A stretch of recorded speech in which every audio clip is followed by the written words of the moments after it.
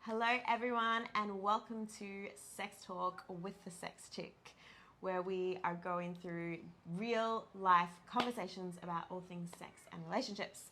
I'm your host, Lauren Violet, and today I'm joined by my beautiful sister, Caitlin, the Inner Critic Chick. Yeah. So, Caitlin, would you start off by telling us and sharing a bit about who you are and how you be and what you do? Yeah.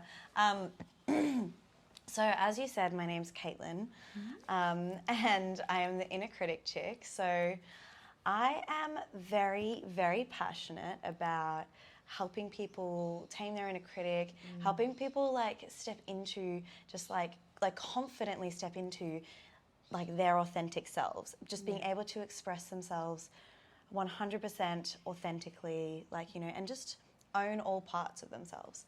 So that's something that I'm really passionate about, and that's because that's been my journey and the journey that I'm still on to this day. And Unreal. yeah, and I'm just trying to think. I mean, who am I? Is such a tough question. I think there's lots to that. Of course, and it's going to be forever shifting and changing, evolving, and who you be right now might be different in an hour's time to when you're feeling differently, which I love that about you. I suppose, if anything, I'm just going to share with everyone, I mean, the reason I got you on today is because, as you said, you are the Inner Critic Chick, you're an epic and amazing confidence coach, and Caitlin, my dear sister here, is also a mum. Yeah. Which you did not mention. I was going to mention that next. Yeah. That was going to be my next one is yeah. I feel like, am I still allowed to say new mama? Yes, she's you 1 year old. She is 1 year. I was blessed to be there at the birth. It was one of the most amazing things I got to see. Yeah. Seeing beautiful little Athena be born and then seeing Mama Katie be born. Yeah. So she's, definitely a new mum. And... And new mum to two. Yes. Because I'm also pregnant with my second. Yeah. And so I asked you to come on so that we could talk about the journey into motherhood. Oh, yeah. And going from being a sexual woman into being a mother.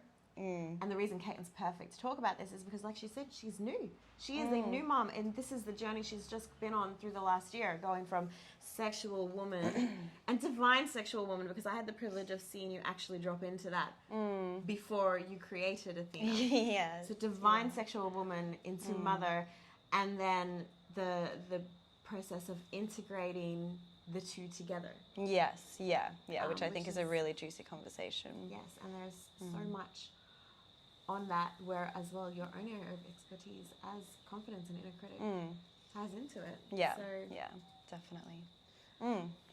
So thank you for joining, and let's start off with, I mean, how was your journey from single, as in solo? She wasn't single, she has a beautiful partner. But from solo, unattached, I have no dependence, sexual woman, how was that journey and transition from that into motherhood for you? Yeah, for me, I have to actually say, and I know that my journey might not be a common one, I guess. Well, I mean, everyone's is unique. Yeah, exactly. But I guess, I always heard stories of when you become a mum, your sex life disappears. Such a harmful little myth. Oh, it's fucked. However, for some it is true. Yes. It is so true. But it's just interesting how we play a certain narrative, even, just to go on a little tangent, even the narrative of once you have babies, your body's ruined. Oh. And it's just... There's lots of narratives around becoming a mum. Yeah. And what I loved about stepping into mamahood where I was is that I had awareness and I was able to recognize these narratives. So I actually had a really beautiful experience of transitioning from maiden to mother, particularly with sex, sexuality, and sensuality. Yeah. In fact, I actually feel like I stepped more into my sensuality, within myself, after becoming a mum, because I was just in so much reverence of my body and what it had just done. Like, I was just like, literally, I was like, you know what? You can look however the fuck you want. You just grew a human and you birthed a fucking human out your vagina. Like, your pussy is a divine portal of life. First, she took in a creative rod. And I love that. And from that, she grew another being, another soul. And then and it's doing it again. Doing it again. Like, it's growing a fucking human. So you were able to then, because you had that awareness and you had that journey before becoming a mother, you were then able to actually have that reverence. Yes. For your body and for the transition. And another thing is, I think as well, like, having my sister be the sex chick, it was inevitable that she would, you know, help me with some of my conditioning and whatnot around sex and sexuality, and particularly, and I talk about this all the time, but particularly one of the biggest things Lauren helped me with was like communication. Yes. And normalizing just different wants and needs in the bedroom.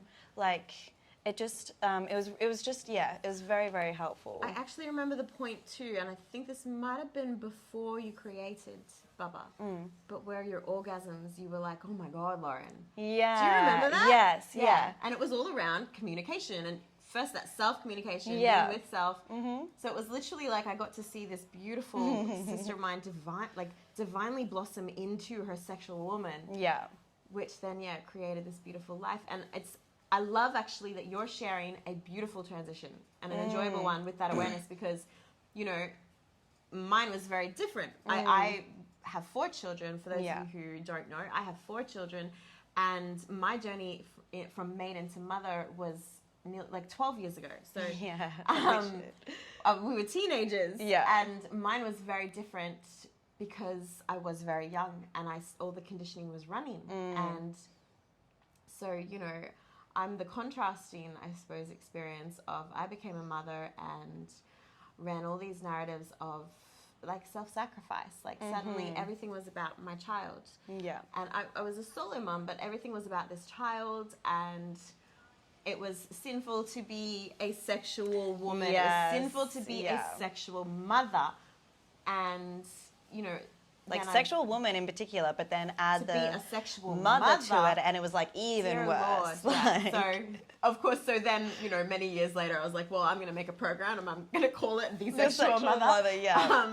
But that program was birthed, I suppose, and who I am today. And like you've said that you're like, oh, thank you, like I helped in your journey in any way at all. But that was all because of like what I went through, which was the opposite. Yeah. So it's great that you and I have these contrasting experiences there. And I actually would love to speak into, like you said that, for example, you had the conditioning, and it was very much like as a mama, it's all about the child, and it's very self-sacrificing. And I just want to share that I've had a beautiful experience, and in terms of transitioning into motherhood and bringing my sexuality and like all of that into motherhood with me, and exploring that as a mama, as well as like, you know, all the other parts of me.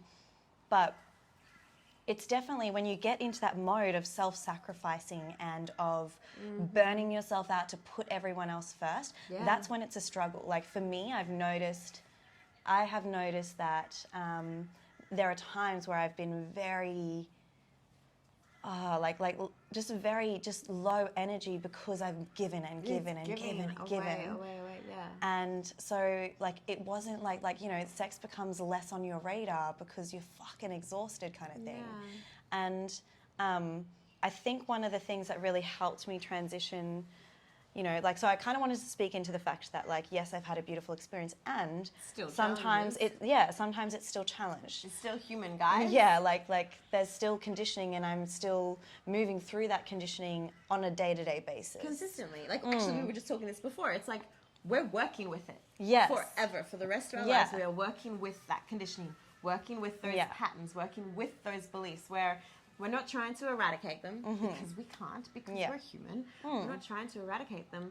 It's more like we want to be more aware of them, when they come up, see them and lovingly like accept them and be like, okay, like you are a part of me, this condition, this belief, this pattern, you are a part of me. Now, how can I work with you so that we can, like I, myself as a being and all parts of me can still choose what is in my greatest good and what is in my most authentic self. And so, like, yes, Caitlin had a beautiful transition and she's still... And there's still been challenges. Of course.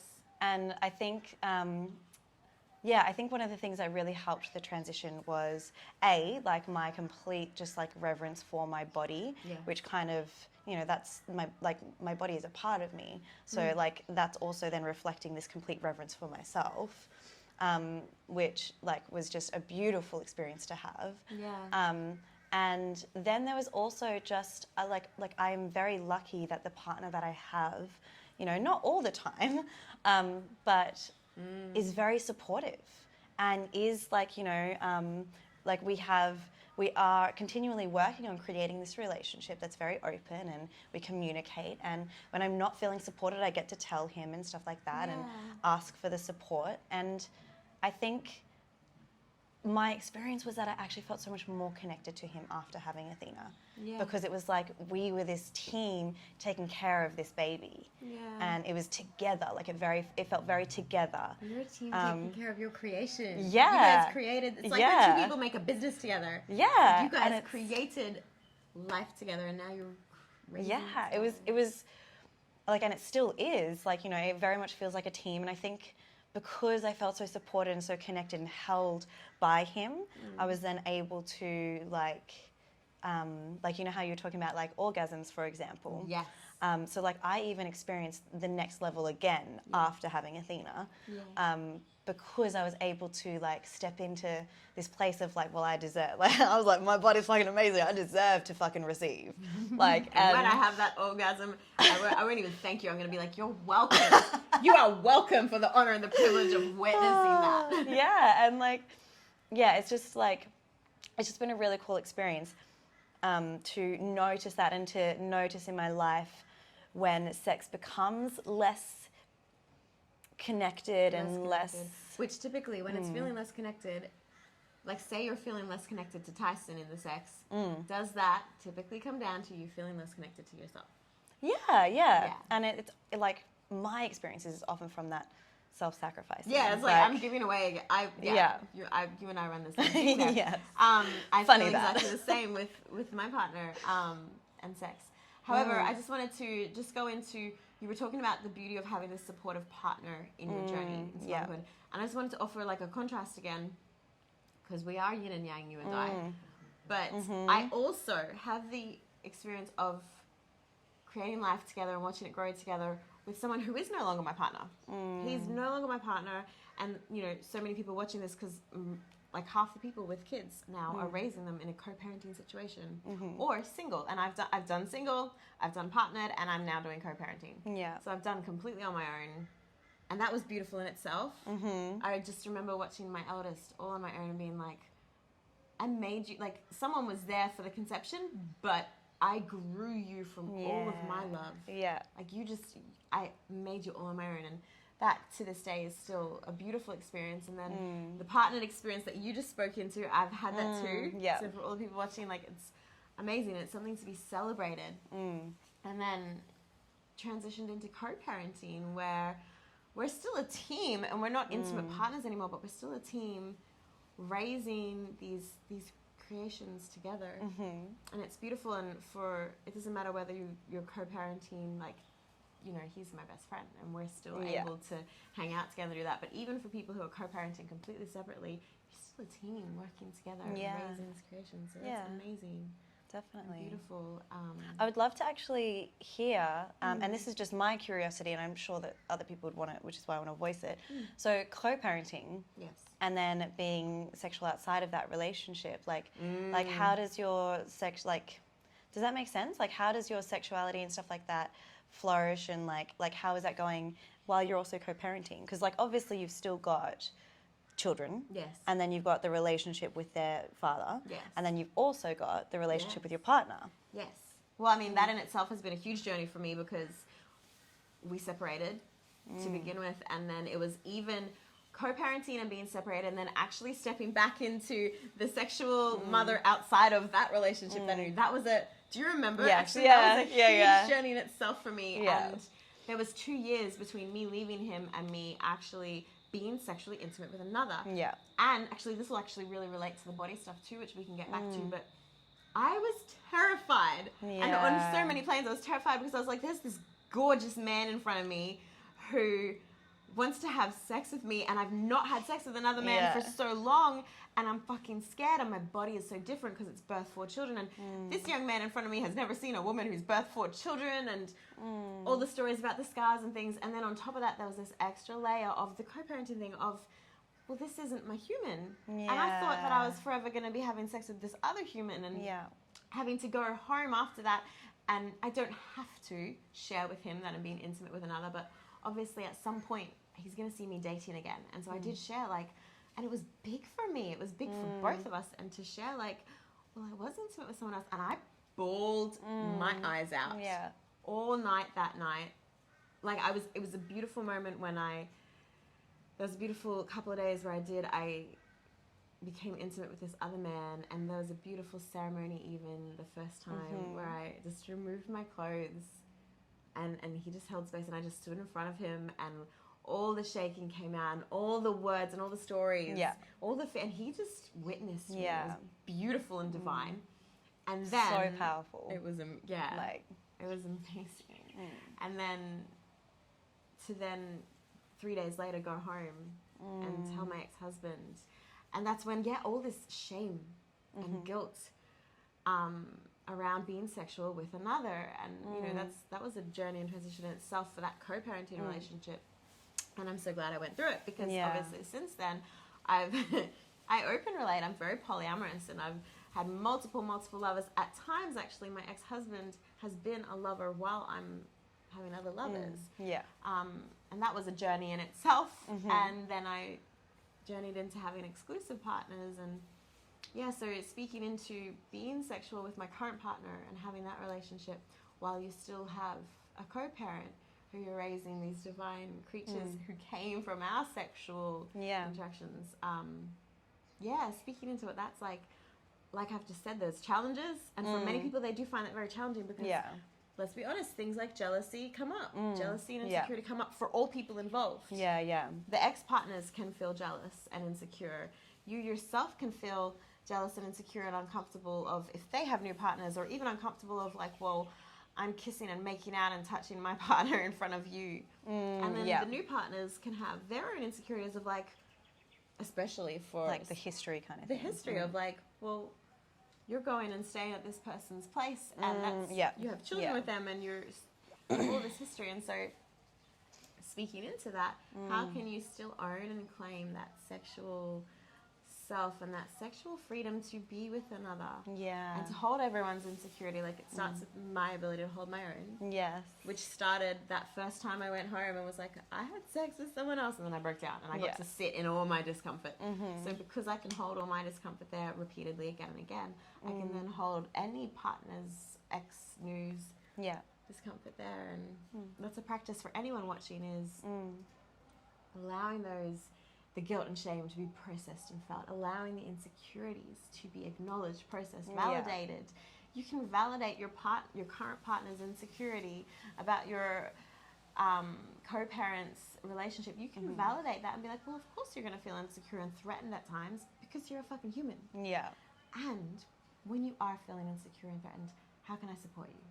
Do you need reassurance? Do you need me to just sit with you? Do you need space? Do you need time? How can I support you in that? Because this is where it comes back to what you were talking about with Tyson earlier. It's a partnership. And we're growing and going through that together. And it's not about getting rid of that insecurity or eradicating it. I 100% had insecurities, especially having sex the first few times. First of all, I was insecure about, like, is my pussy still the same? Is it gonna work? Is it gonna work? And also, just being completely, like, open and honest. We had sex quite early. Yeah, you did, actually, I remember. Yeah, and So I was kind of also a bit nervous of like, is it okay to have sex yet? Yeah. Am I going to break something down there? Yeah, Like, it's already been really, really been through a lot. Yeah, should I be doing this? That is a common, like, most mothers watching this can relate to that. I have clients. I had one 2 weeks ago reach out with the exact same thing. Yeah. Well, I legit remember asking, like, my partner, like, does it feel the same? Is it looser?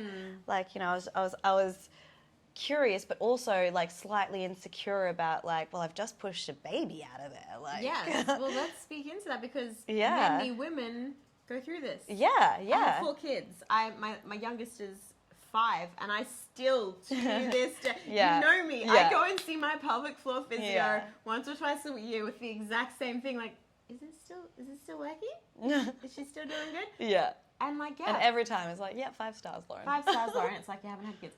But I still, like, I hear you on that. Because, like, I still wonder that. Many women still wonder, and then many men as well. They literally, there is a stereotype or a stigma or a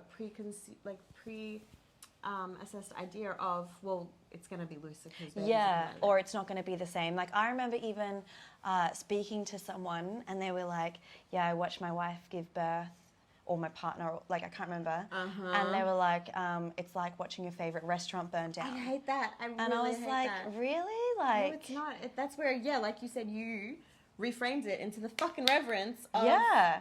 Look what your my fucking favorite pussy just restaurant did. just created a whole fucking chain of restaurants. Yeah, like... Yeah. But unfortunately, and again, I feel like that's one of the narratives that's quite commonly sold out there, is like, your body's ruined, your pussy's fucked, it's never going to be the same.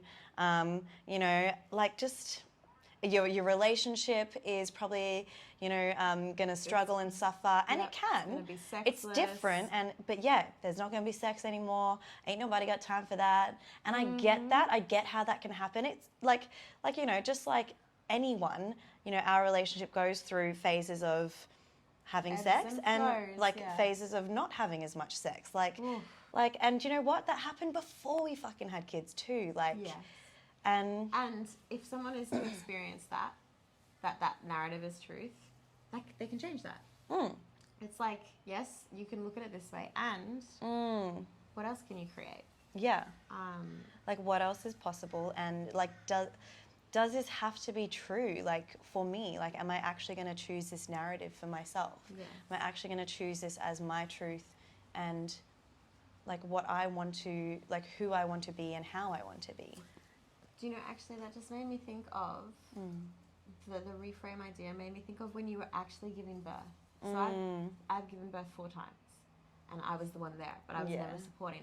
And then when I had the honor and the privilege of being there for yours and supporting you through that, it was the reframe of, I wasn't watching this birth. It wasn't watching a fucking restaurant burn down.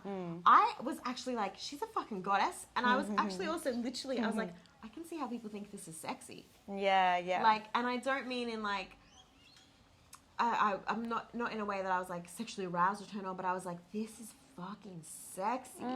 Like, it's divinely, I don't well, have words. It's like a feeling in my body. Yeah, like I actually fully, like I don't really have the words for it either, but like, it's just this real, raw, like...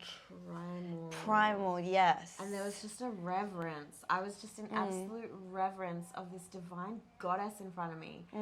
And, watching you go in and out of flow state too, like... And actually, can I share that I experienced myself like that. I was like, I fucking am amazing. Like, what I just did was amazing. Like, it was, like, don't get me wrong, it was fucking hard. Yes, it was. But it was very long too. It was. But, like, at the same time, my, like, and let's be honest, like, you know, as mums, we do also forget a lot of the, I guess, like, painful parts and stuff like that. And that's why we go back and do it again. Within hours of birth, I've been there. But, like, my experience of my birth was, like, it was, like, profound. It was amazing. It was, like, like, just, like, what? Yeah. Like just incredible. And then I spoke to Tyson and I was like, what was your experience of it? So different. Yeah, and Tyson was like, oh, like, you know, it was actually really, like, really intense. It was really, like, hard to see you going through that, and blah, blah, blah. He's like, don't get me wrong, it was beautiful, like, you know, when Athena came and whatnot, but it was really, really hard. Yes. And I remember at first being taken aback by that because I was like, oh, you didn't experience it like me. No, of course Is my you experience didn't, wrong? No. Like, you know, like that kind of stuff. And so Yeah. I guess I want to speak into that because everyone's going to have different experiences and everyone's going to have different narratives as well. This is why I kind of went there, is like, you get to choose the narrative. And so I could choose to then be like, oh, well, maybe it wasn't as magical as I thought it was. Or I could be like, okay, well, that was Tyson's experience. Mine was something else. Mine was like, whoa. And like on top of that, reframe, right? Think about back to when you were 16 watching me give birth. You literally said the same thing. You were like, you cried. And you were like, it was bawling. hard to watch you go through that. Yeah. Whereas then for me to watch you go through it when I'm on the other side was fucking different again, where I was like, oh my fucking God, this is divine and sexy as fuck. Like all different experiences and all involving different preconceptions and reframes. Yes. And also kind of, I just had it pop into my head. It's also kind of a really beautiful reflection of our relationship to pain. Yeah. Like, because giving birth, like, because I gave birth naturally, like a vaginal birth, giving birth, like, is hard and it's painful, like, you know. And the sensation of pain is very intense. Yeah, like, it's, and, like, I don't even like to use the word painful, but it's just, it's a pretty intense experience. And... Pretty. Yeah, just a bit. Where was I going with that? My pussy just went... Because as you were talking about it, I'm done. I thought of the stitching up afterwards and she went... Yeah. That's probably one of the worst parts. Intense, painful. But where was I going? Oh, yes. And so, like... Our relationship to pain. Yeah, so my relationship to pain back when I was fucking 16, when you gave birth to Avita, was... Like I would have had a very different relationship to pain, and so watching my sister in pain was triggering me, kind of thing. Whereas, you know, and then Lauren... And I've always had a different relationship to pain than you. Yes. I'm completely, I will own, I'm masochistic. I've always had this little part of me that's like, it's gonna hurt, do it. And so but and then even noticing my experience of my own, you know, like birth, whatever you want to call it, like noticing that shift of like, yes, I experienced pain and it was fucking beautiful. Yeah. Like, you know. It was like, so for me, it was like a plant medicine journey to witness, because I was just celebrating each contraction. Was like, yes, the pain intensifying was like fucking celebration. Yeah. It was amazing. Yeah. And I want to loop back to, speaking of like the relationship that we have to these things and the reframes and the way our experience changes, I want to loop back to like the relationship we have to our pussy and the relationship we have to our body. And purely because so many mamas watching this are running that story of like, well, is my pussy different? Yeah. And it's looking different. And my body's then our body, different. Like, because I went through that process of, oh my God, this man that I was about to have sex with has never seen, like, we were both 28 or something, 20, like it was a couple of years ago. I was like, he's the same age as me, but he's never seen a woman who's had 4 kids. And I was thinking of the scars, the stretch marks, the saggy boobs. Because I breastfed 4 children. And like, you breastfed. Oh like. my God.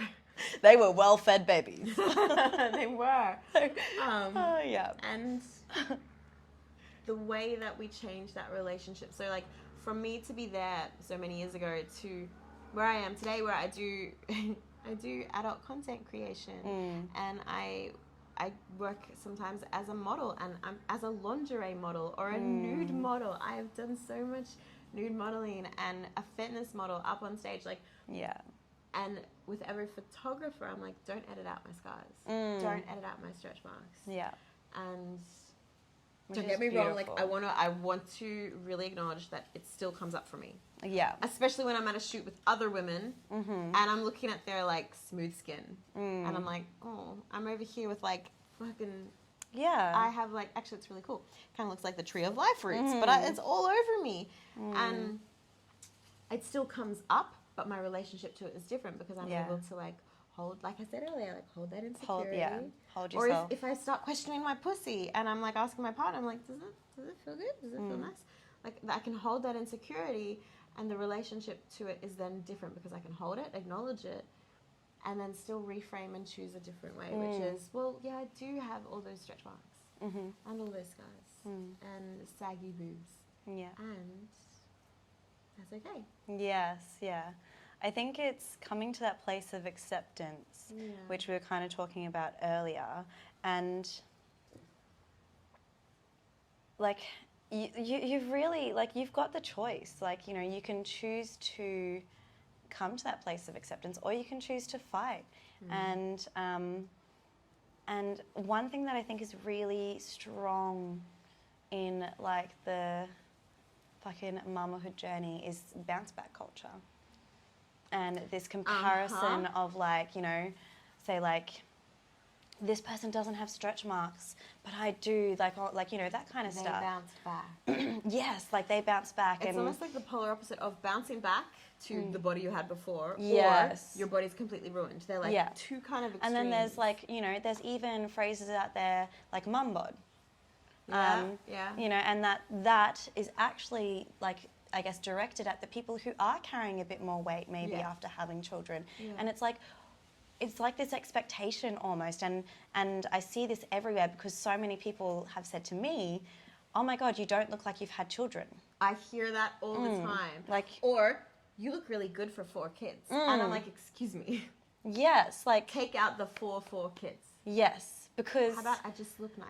Yeah, like you know, mum bod, there is no such fucking thing. No. Mum bod is a person who's given birth. It's just a body, and it's their body. Yeah. Like, you know, and everyone's body is going to respond differently, and there's no wrong or right. Like, you know, and I think this bounce back culture is so toxic in that it creates extra stress for mums after having given birth to then get straight back into, I gotta lose weight, I gotta tone up, I've gotta any particular way. Yeah. Like, when I have clients come to me and they're like, oh, I want to look the way I did before and I want to feel the way I did before, and I'm like, well, my love, I'm like, you're not who you were before. Yeah. It's like you're literally saying you want to go backwards in your growth journey through life. This is where, like I said, we go from sexual woman to mother, and then it's not going back again, it's integrating the two. So we go from the body I had before to the body that has now carried a child and actually building a new relationship with it. So it's not I want to go back to what I was before, but I want to build a relationship to the body I have now, because each time we have a child, it's a different fucking body. Yeah. And I think that is literally the key to coming to that place of acceptance, because you can't accept something that you haven't actually connected with. Yes. Like, you can't integrate something that you haven't connected with. So if you haven't connected with your body post-baby, and, you know, whether that's through touch, whether that's through actually, like, looking at your body, whether that's through movement, you know, and that could be any kind of movement. Like there are so many ways that you can connect to your body. The way you talk to it. Yes. The way you talk about it. Like, yeah. And it's actually really interesting. I had, again, almost like the opposite of what I thought would happen. You know, instead of putting on weight post-baby, I actually lost lots of weight. I had that too. To the point where I actually was really struggling to love my body because it was more weight than I would have wanted to lose. And it was very unintentional. Yes. And I noticed, and I have noticed, that lately my talk about my body to others, also to myself, is very different. And so it's like picking up on that and then practicing that awareness. Like practicing the awareness, and then practicing like that compassion, practicing that connection, and finding, it's actually what I like to call the gateway. I'm not sure if you actually introduced me to that term, but it's like the gateway. It's like, okay, maybe I don't like the way my thighs look right now, but actually let's go boobs, right? Because boobs is a big one post-babies. Like, you know, my boobs are saggy. And I don't like the way that they look right now, but what can I love about them right now? And it's like, well, I love that these breasts fed and like nourished solely my baby for the first 4 months. Yeah, so it's finding something that you can appreciate about them. Yes. Even if it's not the look in that moment. Yes. You get there. Yes. It could even be, so like for me, I lost lots of sensation after the last one. And it could even literally, like, you could like be like, oh, I may not like how they look, but I'm so glad they can still feel. Yes. Or I'm so glad, like, that I still have boobs that I can put into a bra. Yeah.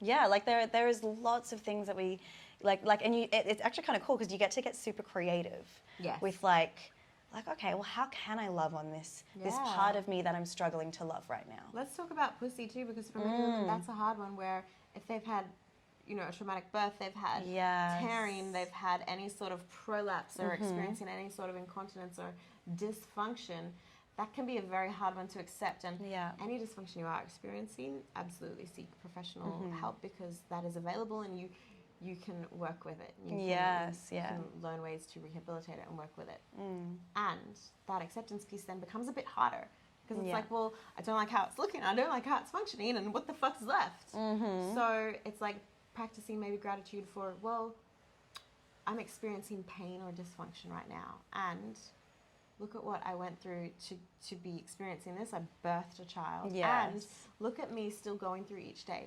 I'm not dead yet. Look at me still getting through each day. So yes, getting creative and seeking, like, a huge part as well as seeking that support and in that. Another thing is, if you are experiencing dysfunction and you're seeking help, like, acknowledge that you're seeking help and that you are working with it, right? Like, I really love that phrase of working with it rather than working on it or working against it. Which is where before you were like not resisting it but accepting it. When we resist it, that creates the suffering. Yes. Resistance to any sort of pain or discomfort creates suffering. Whereas if you can actually breathe, pause, be with the pain, it's going to move through, and then you're not in suffering anymore. Yeah. So this is good. We've kind of, let's like wrap it up here, but we've kind of like accidentally finished with like tips and tools. Yeah. So the first one would be like practicing that self-awareness. Yes. 100%. Awareness of our thoughts around our sexuality. Our pussy, our body.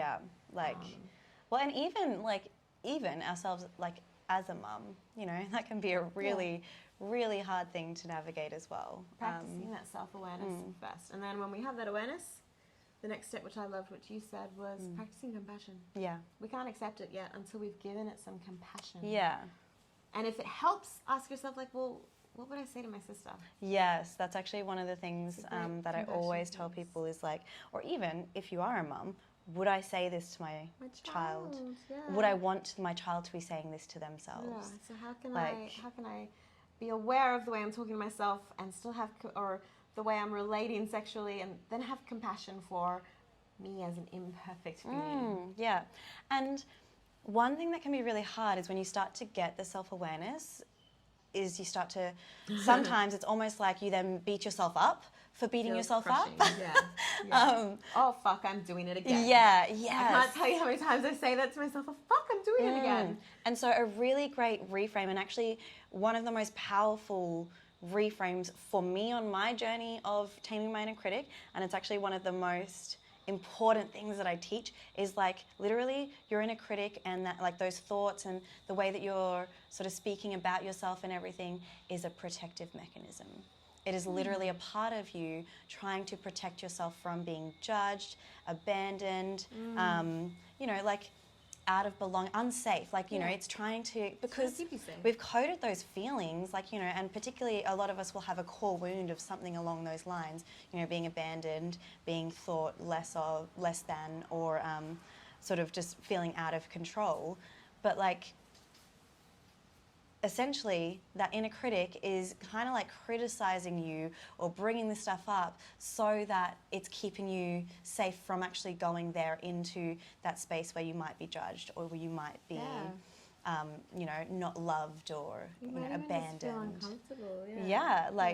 It's just actually, like, believe it or not, it's actually trying to protect you from that feeling that it's kind of like this, this feeling is the worst I've ever felt, so let's not go there again. Yeah. Let's do whatever we need to so that you don't go there again. And so this is one of the things that you suggest people do when they're trying to work on that compassion piece, is Yes. remind themselves that Yeah. I have compassion for myself for trying to keep myself safe. Yes, like seeing it as that rather than, oh, well, I'm fucking, like, you know, I'm fucking beating myself up again and, like, you know, why do I keep doing this? You know, I hear that all the time. It's like, and so I have found for myself, that was like the biggest thing in terms of being able to have compassion, is I was like, oh, okay, like... It's almost like you're a small child. Yeah. It's like, literally, and that's literally how I Inner speak child. to myself in that moment. I'll be Me like, too. oh, there's like a little part of me that's feeling really unsafe or really scared right now. Yeah. And she's trying right now to keep me safe. Yeah. And so I was like, oh, okay, I see you, sweetie. Yeah. Like, thank you. Thank you for trying to keep me safe. And I'm actually going to choose something else. And we're going to be safe while we do it. Because I got Yes, you. yes, yeah. Yeah, and then so from there, from after self-awareness, self-compassion, then the acceptance starts to come in, and then we can do those practices like you kind of mentioned, which was connection to self. It could be through touch, movement, self-talk, even just looking in the mirror and reaching out for support. Yes, yeah, 100%. Yummy. Well, before we leave, is there anything else you want to finish with? Reach out to Caitlin for support in any of this. I'm going to include all of her links in the comments and stuff, and you can go follow her, check her out. But she's a great one to go to for support on all of this, especially inner critic stuff. Yeah, that's my jam. Yeah. I don't really think I have anything to add. I feel like we've really, really covered a lot. Yeah, we jammed. Yeah.